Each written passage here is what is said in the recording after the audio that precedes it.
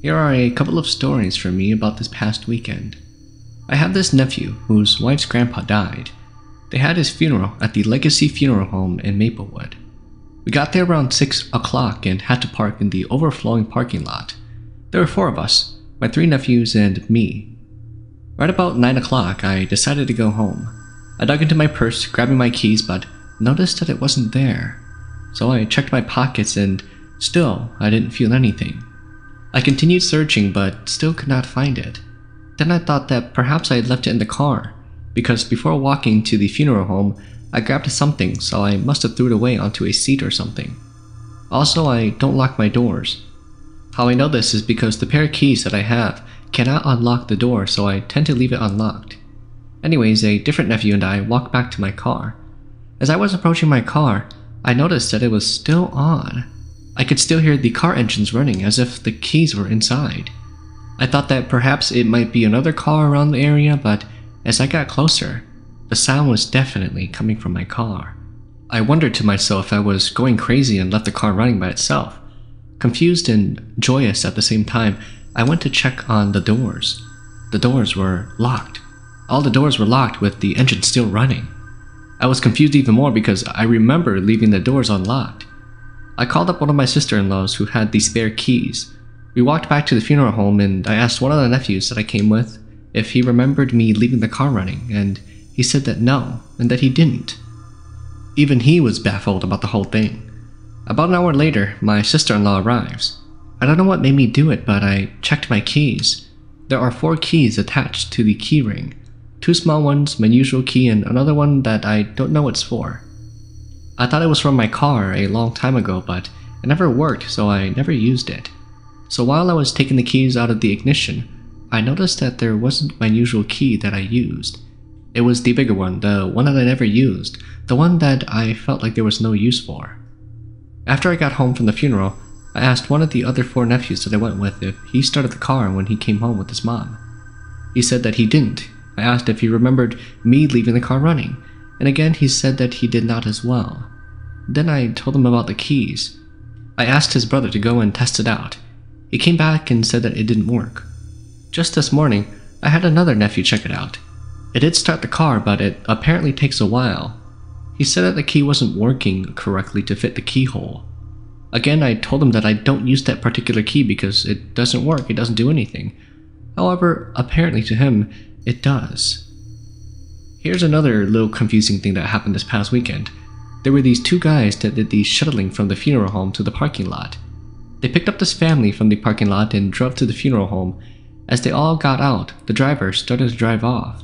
The passenger guy stopped him and told him that there was another kid in the car that had not stepped out yet. The driver looked back and didn't see a kid. He kind of got freaked out, so he stepped out of the car and told his partner to continue without him. That guy got scared and refused as well.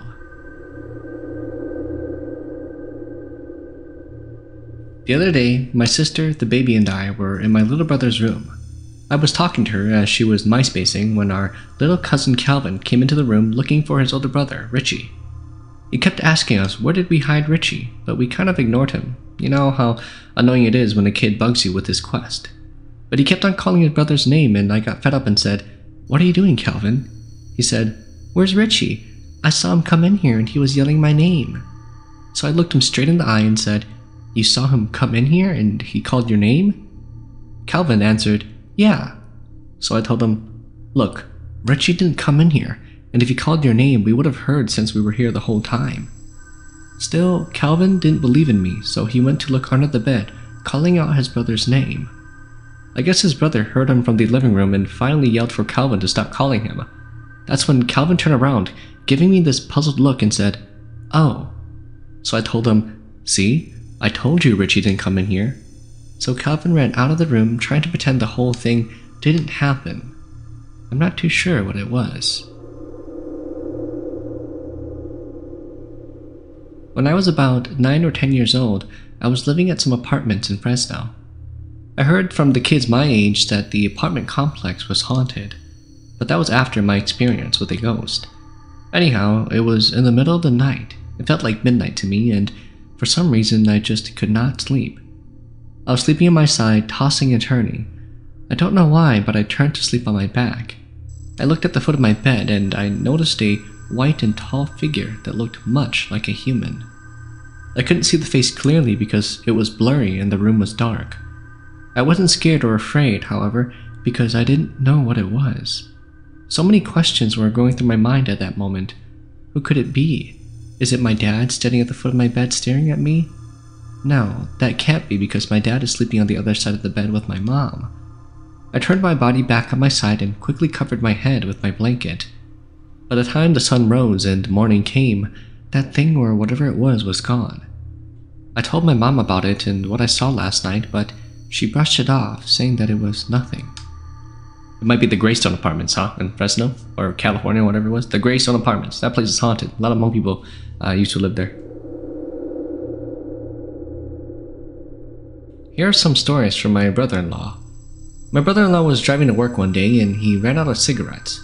So he looked for the nearest corner store and soon he came to one on his left.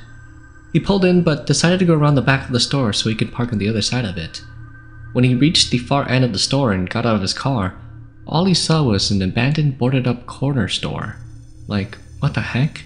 Earlier he said that he saw a corner store still in business, with lights on, and then within a second, it was an old corner store with all the windows boarded up. He got creeped out and drove away fast. This is kind of creepy because I drive past that abandoned corner store whenever I go visit them, and every time I look at it, I think about his experience. Here's another one. When my brother-in-law moved into his house, I had to babysit his daughter while he and my husband went out to buy supplies for the house and his wife was working. I was pregnant at the time and I was alone in the house with the 1-year-old niece when she started crying and being cranky and wanted me to carry her. Being pregnant, I told her no, but she kept on clinging onto my legs until I picked her up. Then I heard this faint whistling. I went to the window and it was definitely coming from the other side of the window. I looked around, but there was no one outside. Then the whistling would not stop and it kind of got louder. I got scared and was trying to shush the baby while she cried, so I decided to just go stay outside. As I was walking past her playpen with her in my arms, the whistling was right next to my ear. My goodness, I ran outside with the baby and we both stayed outside. This was during the summer, so the baby was sweating a lot and I had to take her back inside. When my husband and brother-in-law got home, I told them about what happened. They said that as they were coming from the back of the house, they also heard some faint whistling. Kind of weird, if you ask me.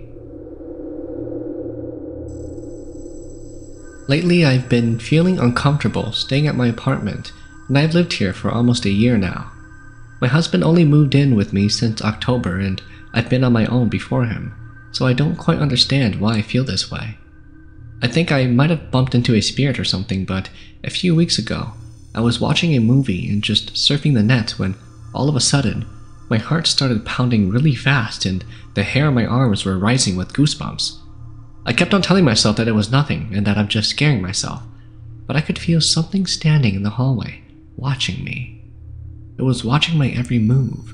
I woke up my husband and he got upset with me because he was really tired from work and he fell back asleep again. My heart started to pound once again, this time much harder and faster. I could feel whatever it was getting closer and closer, and the room started to feel very cold. I kept on waking up my husband and each time I did, it would stop for a while. I finally grabbed my husband and said, "Honey, get up, seriously." He asked me what I wanted and told me that he was tired. I told him that I knew he was tired, but I needed him to get up right now. I needed him to do as I say because we needed to leave immediately. My husband said to just give him 5 more minutes to sleep, but I told him that we needed to go right now. Eventually, he finally got up and we left. Of course, the two of us argued about it, but I couldn't even find myself to tell him until we left the parking lot and were on the main road as to what I was experiencing in that apartment. I've since then went to my uncle in Fresno and had a string tied onto my wrist and haven't had any more encounters until this past Friday. I was once more sitting and watching some Hmong movies and my husband was washing the dishes when suddenly I felt and heard a loud gasp of air to my left ear. I knew that it couldn't be my husband because he was still in the kitchen and I was in the bedroom. Whatever it was, I thought it was my husband, so I asked him if he was okay.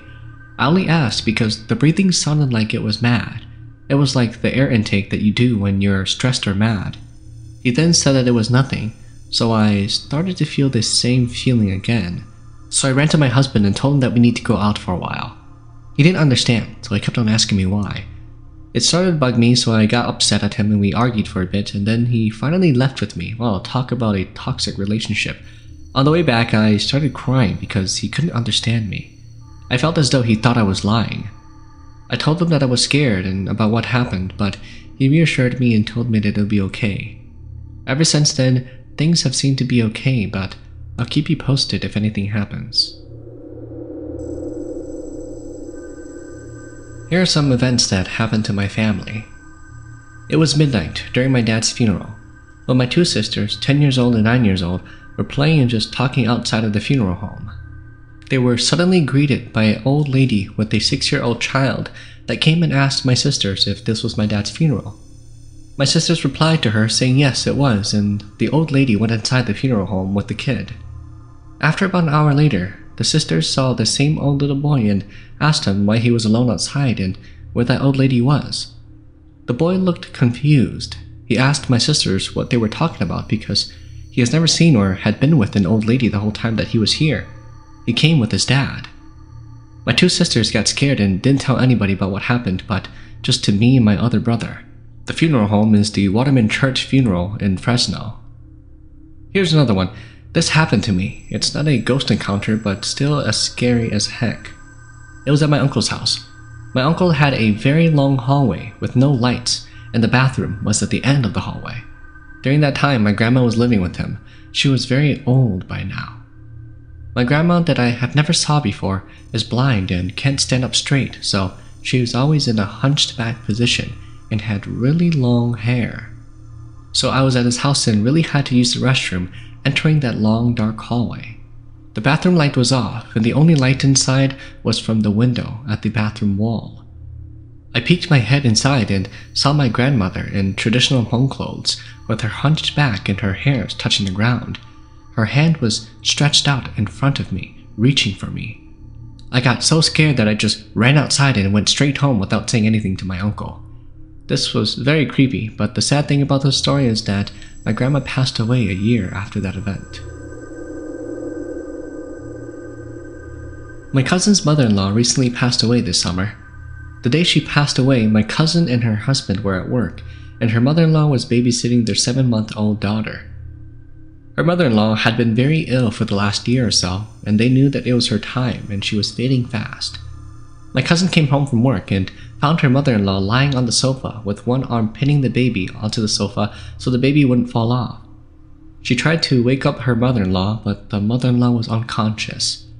They got her to the hospital, but she never gained her conscience back and died around midnight that same night. I was babysitting my cousin's baby while my cousin was at the hospital. I remember putting the baby in the bed and was watching a late-night movie with my younger brothers, since the parents were also at the hospital. Around midnight, my brother, who was 9 years old, went to the bathroom and passed the baby's room. I told him to check on the baby when he came back. After he finished using the bathroom, he checked in on the baby and ran into the living room. He was scared, and I asked him what happened. He told me that when he went in there, he saw someone in the room sitting on the bed and stroking the baby's head. I went to check, but there was nobody, and the baby was sleeping. Around 1 a.m., my parents called to tell me that my cousin's mother-in-law had passed away around midnight. I knew then that it was her mother-in-law just coming by to say one last goodbye to the only grandchild she had. Here's my encounter with the paranormal. One day I was studying at the Fresno State Library. It was a time when they were renovating the building into its current state today, and part of the building was blocked off. I was in one of the halls in the cubicle studying when I decided to use the restroom. The studying cubicle was on the second floor near the elevators. The restrooms were located around the elevators. I went to use the restroom and washed my hands. Since I was the only one in the restroom, I decided to take a picture of me using my phone. I always carry my phone in my front right pocket of my pants. I held up my phone camera and took a picture of my reflection using a mirror in the restroom. Then I went back to studying at my cubicle. Since I was bored, I looked at the picture I took and Oh my god. I saw a white outline of a big skull in the picture next to me. This freaked me out. Ever since then, I was afraid to use the restroom by the elevators. Being a science major, I tried to find an explanation about the skull image. The next time I went to the restroom, I looked at where the skull reflection was and deduced that it was probably just a glare from the things on the wall. But whatever it was, it definitely was very freaky. Here are some scary stories from the houses that I used to live in. I was from Milwaukee, and if anyone had lived there, there is a Grant Park by the lake. One time, after coming up from the beach, we went through this open field that also has a cliff overlooking the lake. When I looked there, there was a big rock and a woman in white sitting on the rock overlooking the lake. She was dressed in white and flowing with the wind. I looked at her for a good 10 seconds, and when I finally blinked, she was gone. I wasn't scared, but amazed, actually. I didn't get a good look at her face because her back was facing towards me. There's a duplex on 13th Street. Yes, the 13th Street. It used to be a brick red house, but now they made it gray. Anyways, my family used to live there when we started life in America. My cousins would all live there at once. Well, I don't know if it's the house that's haunted, but weird things had been going on there. I can't recall most of them since I was little back then. One time, while I was playing with my sisters in the second living room, I saw a lady with a baby on her back, and she looked just like my auntie. She walked across the door of the kitchen like she was cooking, and I got scared, so I turned away because I wasn't dumb and knew that my auntie wasn't over. A month later, my real auntie gave birth to a baby boy. In the same house, my uncle's wife lives downstairs from us. She said that she always keeps on hearing someone walking upstairs and making noises at night. This is pretty strange because we were all asleep. She said that it sounds like someone is walking from our living room to the kitchen and back and forth, and it sounds like that person just drops a bunch of fruits or something onto the floor and they scatter around making loud noises. My mom told her that we were all sleeping and that no one is up. In the same house, my sister was sleeping and she saw a ghost hovering over her, and she said that the ghost looks white with a bloody face. She then began crying and my mom went to get her.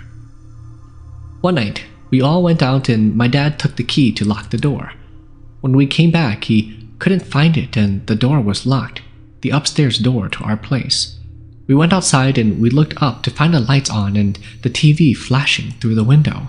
We somehow found a huge ladder, I don't really know how, but we climbed all the way up to the window and opened it and got in. We found the key to the house and my dad was laughing at the event, but I'm sure he was a little bit unnerved. In that house we have dolls, and sometimes our dolls would go off crying and laughing because it was those push dolls, you know, the ones that you push and they make noises. We thought that something was pressing it, but we were finally brave enough to check it out, and it turns out that these things were shut off, like the switch was turned to the off side. My mom said that it was possibly the batteries, but I don't know if that's true. The next stories involve a new house that we moved in on Greenfield Street. We had a family living upstairs and we lived downstairs. One day, my parents were arguing and they got into a fight. My dad went to lay down in my stepmom's bedroom. Later, he just started screaming and kicking. My stepmom came in and we didn't know what was happening, but she said that the ghost was haunting him because he was yelling at my mom for nothing. He said that there wasn't just one ghost, but more than 3. They were all standing at the end of the bed and doing stuff to him. In that same house, the grandma that lives upstairs was doing her needlework on the porch at night. Her bedroom had a small porch. She heard something and looked down to find a girl ghost in a pink shirt walking around the backyard. The girl looked up at her and smiled, and then slowly disappeared. The grandma said that the spirit had long hair and was around my sisters and I's age and height. She wasn't scared though. One time, she got into a fight with her grandson and she fell into a trance, I believe. She was shaking and crying and talking to her dead husband about taking her with him and hurrying up to do it because she didn't want to live anymore. Oh, okay. Her daughter was crying and telling her to stop talking about that stuff. My mother was also trying to calm her down and held her feet down so she could stop kicking. It was a very scary event, I tell you. This went on for an hour or so and she calmed down. Nothing else happened afterwards. I guess they were being mean to her, and her husband along with her mother and families came to get her out of nowhere. In that house on Greenfield Street, my little sister was born and she was around the age of 1. She started crying out of nowhere and we couldn't stop her. My grandma, my dad's mom, was over and she took some branches and heated it up over the stovetop fire. I forgot who held her in the chair, but my grandma went in circles chanting, and later my sister stopped crying. We found out that our grandpa that had passed away came back to visit my little sister. When he passed away, we were small and there was only my brother and I and my 2 sisters. My brother never met my grandpa, so my grandpa always came to visit him. Because of this, my brother was sent off to a babysitter or relative and to be separated from my grandpa. He even came back to my aunt's dream to tell her to visit my runaway cousin because she was poor and had nothing to eat and was crying. We love our grandpa, and he never hurt us even in a paranormal way, perhaps just caused us a little bit of trouble. We did a ceremony to reincarnate him, and now it's believed that he lives in Thailand and has a family now. During that time, we have everybody in their room so he can come and see us for one last time. They said that when he visits, there would be a rotten smell or something like that, and that would signify that he's here. We were scared and a little bit excited to see him on this visit. But my stupid cousin ruined it because he farted, and we thought that it was my grandpa. Okay, I don't know about that last part, but kinda cool. Kinda cool. This story was a little bit all over the place, but I'm just reading it however the person wrote the story. Sorry. My brother told me that before our granddad had passed away, he would tell my brother to grab the fly swatter and hit the ghosts all around him. So my brother would be jumping from couch to couch, swatting at the air. He thought it was kind of weird for my granddad to be telling him to swat invisible things, but he did anyways to make my granddad feel better. I remember the night that led to my granddad to be hospitalized, and from there led him to his passing. I was sleeping over. We lived next door to him, and I used to love to sleep with my grandparents. And I remember my granddad waking up in the middle of the night to go and use the bathroom, and my grandmother to tell him to be careful because it was dark and he might trip and fall. My grandfather at this time had arthritis and his feet were badly swollen and all casted up. Right when my grandmother said that, my grandfather slipped and fell. I ran to go turn on the light and he was laying on the ground. As a kid, I was scared but smart enough to run out the door to go tell my parents, to call 911. He later got hospitalized and passed away there. It was said that all of his ex-wives came for him, and he had many wives since they would all die one after the other. My grandma, which is my dad's stepmom, was the only one who survived. So all the invisible things that my granddad had my brother swatting at were his dead ex-wives. Dang, talk about a player. Here's another one. My uncle came down to Cali to visit us and he went out to go hang out with his friends. As they were in the car getting ready to take off somewhere, he sees my granddad, his dad, in the back seat. He got freaked out and he told his buddy that his dead father is in the back. His friend didn't see anything and decided to drop my uncle back at our place. I think he was on drugs or something because my uncle does a lot of coke and meth. Damn. But who knows if it was the drugs that was kicking in or if it really was my granddad trying to tell him something. The dad was trying to tell him to stop doing coke and meth. That's what he was trying to do. Here's another incident with the same uncle. We get this call from another relative saying that my uncle is going insane. He gets on the phone with my dad and starts crying hysterically. He said that there's a tiger in his house and that the tiger is trying to eat him. But instead, he sees my granddad and he tells him to find 3 pebbles that can save him. So far, he said that he found 2 but can't find the last one. He says that the tiger is still there and he's afraid. My dad thinks it's just his drugs and told him that the pebbles will keep him safe, so do not be scared. I personally think it's just all the drugs making him go crazy.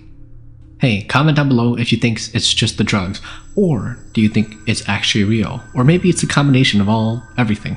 Let me down in the comment section below. Remember when you were a kid and your parents always advise you to not play hide and seek at nighttime even when you're in a safe, comfy home? I remember back when my siblings and I used to play hide and seek in our rooms. Back then, we used to have 2 bunk beds for the 4 of us brothers. We used to live in this house in North Carolina, where half of the building is underground, so our room had no windows at all. It's completely dark when the lights go out. The rules of our hide and seek game was that whoever was it was to find the others by feeling their way around the room and guessing who that person is.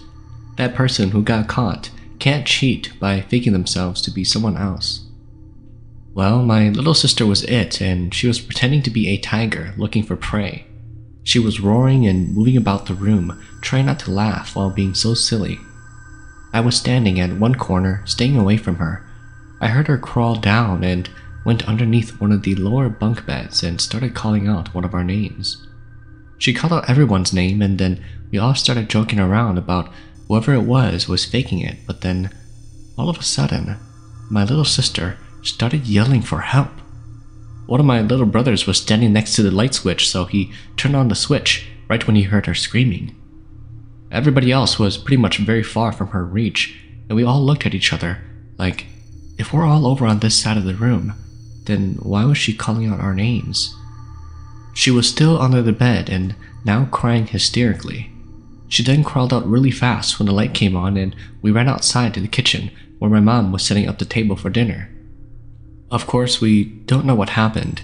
She was just crying, and when my mom asked her what's wrong, she wouldn't answer my mom, so my mom just brushed it off like, they're just kids playing around. So all of us just brushed it off as well.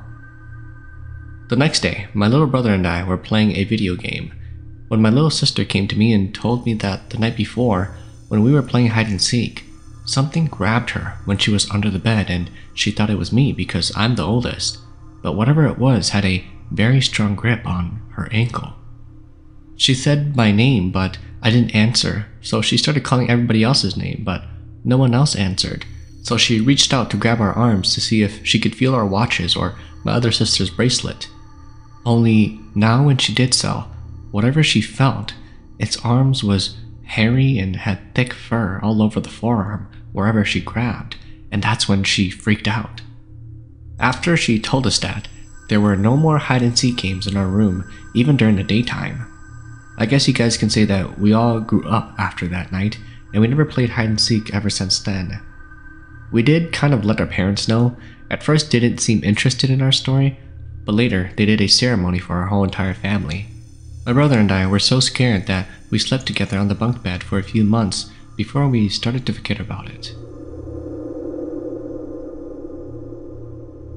Recently, I have a cousin that came from Laos to marry this very old lady that had 5 kids of her own already. Anyhow, that marriage didn't end up too well, so that cousin moved in with my parents and they kicked my brother out of his room so that my cousin could sleep in there instead. Once everything settled down with the divorce, he left to Minnesota and has been there ever since, so my brother moved his stuff back into his room. On the first night, he said that he had a dream about his ex-girlfriend and she kept wanting him to go with her.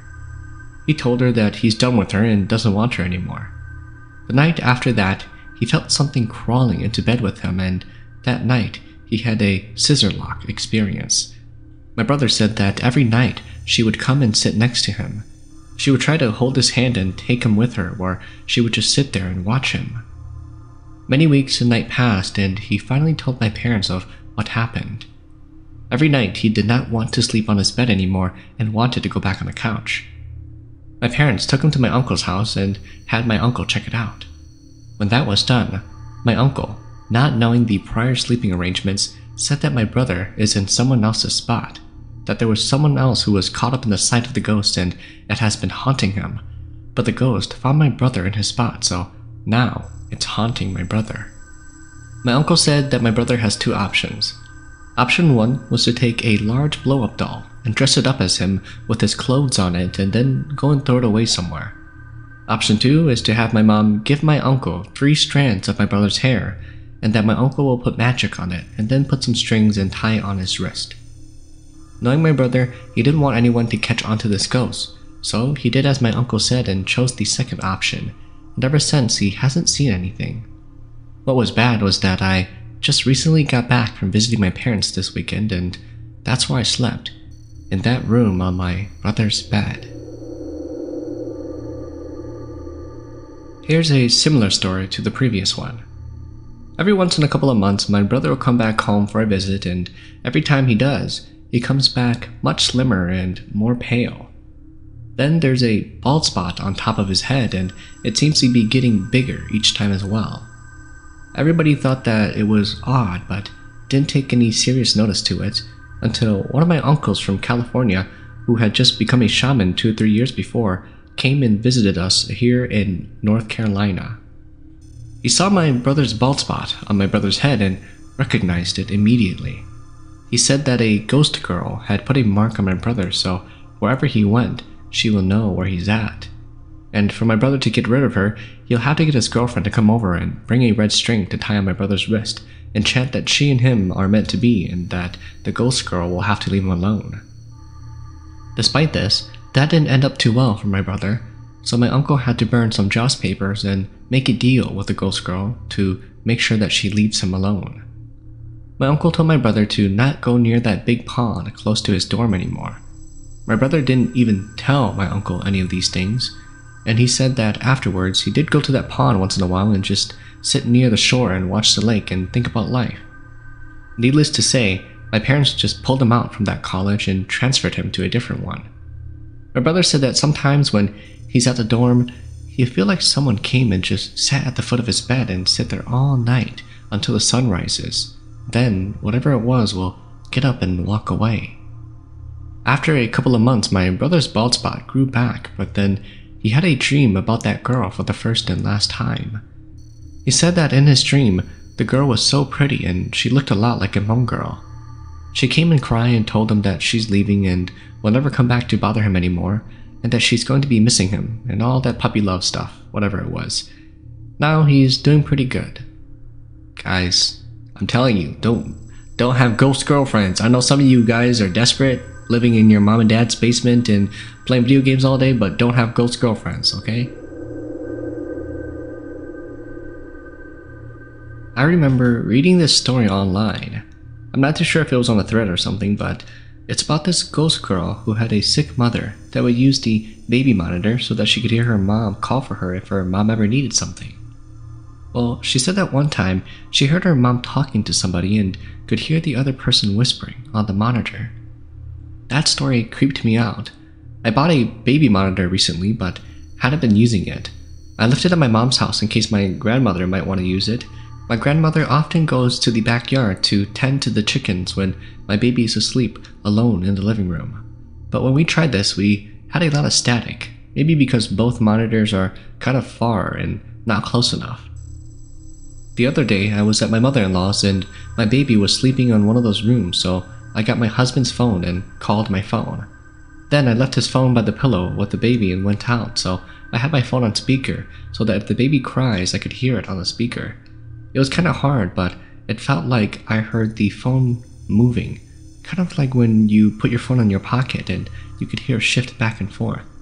Nothing scary happened though, but it just reminded me of that story. Okay, you know what? It means that the baby was moving, okay? The baby was probably rolling back and forth, and that was why, the phone sounded like it was shifting, okay?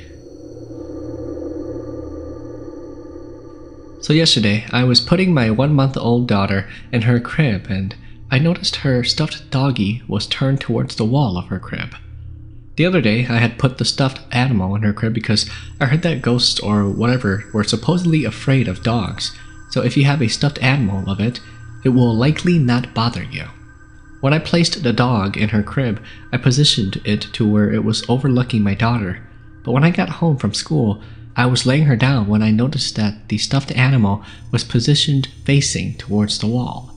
So I asked my husband if he touched the dog and why he would turn it towards the wall. He gives me this look like, "Are you messing with me or trying to scare me?" And then he looks over and walks over to the crib and says, "I didn't touch that thing." So I asked him if he really couldn't remember if he had moved the stuffed animal. I told him that I put it there so it could protect the baby, and why would he turn it towards the wall? we kept going back and forth. He kept telling me that he did not touch it, and I asked him if he really did. And so we just dropped the argument, and I positioned the stuffed animal back to where it was supposed to be. To this day, we're not sure how that stuffed animal had moved by itself.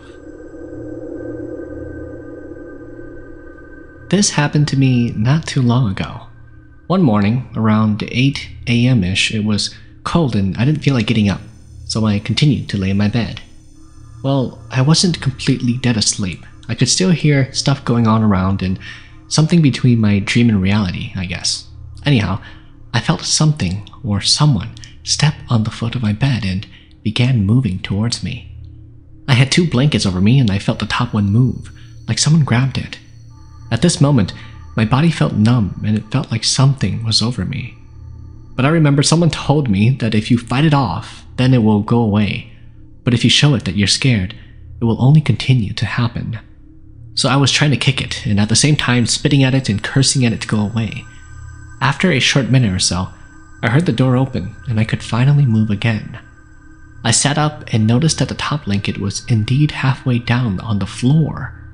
I thought about it for a second, wondering if I should get up or continue to sleep in. So I said to myself that if it comes back again, I'll make sure to kick it really good, and then decided to go back to sleep. Damn, that's crazy. Here are some encounters that my family and I have experienced. My mother-in-law told me this story once. My oldest brother-in-law and his family used to live in this haunted house. One night, they went out, and so my father-in-law and my mother-in-law went to sleep with their children.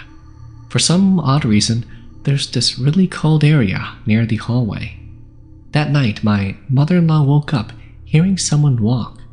She knows it wasn't the kids because all of them slept in the living room together. She woke up my father-in-law and whispered if he could also hear someone walking. He said that he hears it, and ever since the lights went out, he couldn't even go to sleep. He just didn't want to scare my mother-in-law. Right after my husband and I got married, I worked the schedule from 7 p.m. to 3 a.m. I'd get home really late. My husband would go to work really early in the morning at around 5 a.m., and whatever it was, a ghost or spirit, would come to sit on me almost every other week. I'd see it coming, its shadow climbing on top of my bed. I remember clearly once that I saw it on the foot of my bed, a dark shadowy figure, and then it'd come down and lay next to me. The next thing I knew, it was sitting on me. One night, I came home late from work. I took a shower, and the bathroom doesn't have any windows or anything like that, just a small vent to suck air out. I felt a hard enough breeze past me, and that bathroom was small too, but I didn't think of anything. But for some odd reason, all the hairs on my body were standing up. I went into the bedroom to lay next to my sleeping husband. Then, once I turned off the light, I was so scared. I was deeply afraid. It felt as though someone was watching me.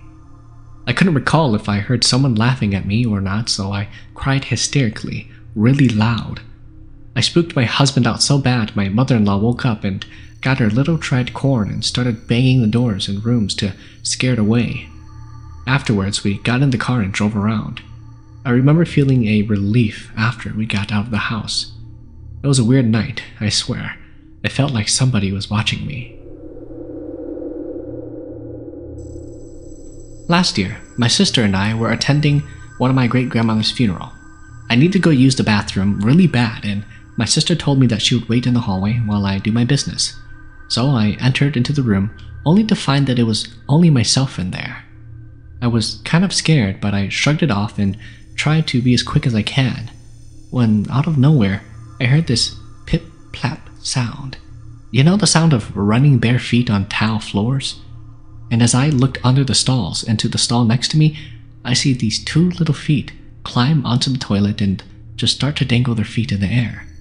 Then it jumped down and went to the corner. My stall was the last one to the corner, and through the door, you know how between the stall door and the wall there's a gap that you can see through? I see this little girl in a dress, barefooted, staring at me through the stall door gap. Ugh. Her hair was loose and kind of messy. She kept on staring at me, so I tried to smile, realizing that she was human and not a ghost. but it was kind of creepy for her to be staring at me, so I quickly pulled up my pants and ran out the bathroom. I told my sister that there's this really creepy kid who went to the corner wall only to stare at me piss, and she didn't have shoes. Who would let their kid run around without shoes? My sister went in and said hi to the kid, and then after that we left. Oh, that's weird. What a weird ass kid, dude. That's a weird kid. Some of you Hmong people need to raise your children, otherwise other people will raise them for you, alright? My cousin married a lady, and later on she got pregnant. It was a boy, and he later passed away within a couple of days. They tried again, and this time it was a girl, but she unfortunately passed away within a month. For the girl, they were able to hold a funeral for her in Milwaukee. They dressed her up in Hmong clothes, and she looked so pretty. She looked just like a baby doll with pale, stiff skin. Well, my cousin's baby sister, she was around 1 or 2 years old at the time, was sitting by Chloe, the baby that passed away, and she loved Chloe. So she sat there and kept on touching Chloe's face and kept on saying, "Chloe, wake up so we can play." Or she would say, "Mom, Chloe looks like a baby doll. I want to dress her up and play with her now." Wow, what a weird, creepy kid. So she kept on touching her, and the baby's face turned purple, and then later it turned red, almost as if the skin got bruised. Have any of you guys ever touched a dead body before? I ran my fingers down the baby's face and it was ice cold and frozen. Imagine a rose petal that has been frozen overnight. That's kind of how it feels like. Anyways, after the baby's death, she came into one of my aunt's dreams and said, "Aunt, I'm hungry. Can you feed me?" My aunt responded to her, "I don't have anything for you. Go ask your mother." She described the baby to be walking and holding her guts and livers in her hand. Oh, that's creepy. Chloe turned out fine at birth, but later just stopped breathing in her sleep. Her brother that passed away was born with a birth defect. After that dream, Chloe just left and disappeared. She then came to one of my other aunts and my aunt gave her food. More of my aunts had dreams about her, but I only stuck around for that one. I don't know about the other stories. They did a shaman ceremony on my cousin's wife, and they said that in the afterlife she was a gangster or something and she killed a lot of people. Wow, that's why she couldn't have any babies. Oh, the cousin, the wife. The wife was a gangster in her previous life, and she killed a lot of people, and that's why she sinned in this lifetime to not have babies. Alright, understand. But a year ago, she gave birth to another girl, and they did the ceremony again so that she could turn out fine, and she did. Although the baby has been getting sick lately, and it cannot be explained. Alright, interesting story. A little bit all over the place, but very tragic. Sorry for this family and their losses.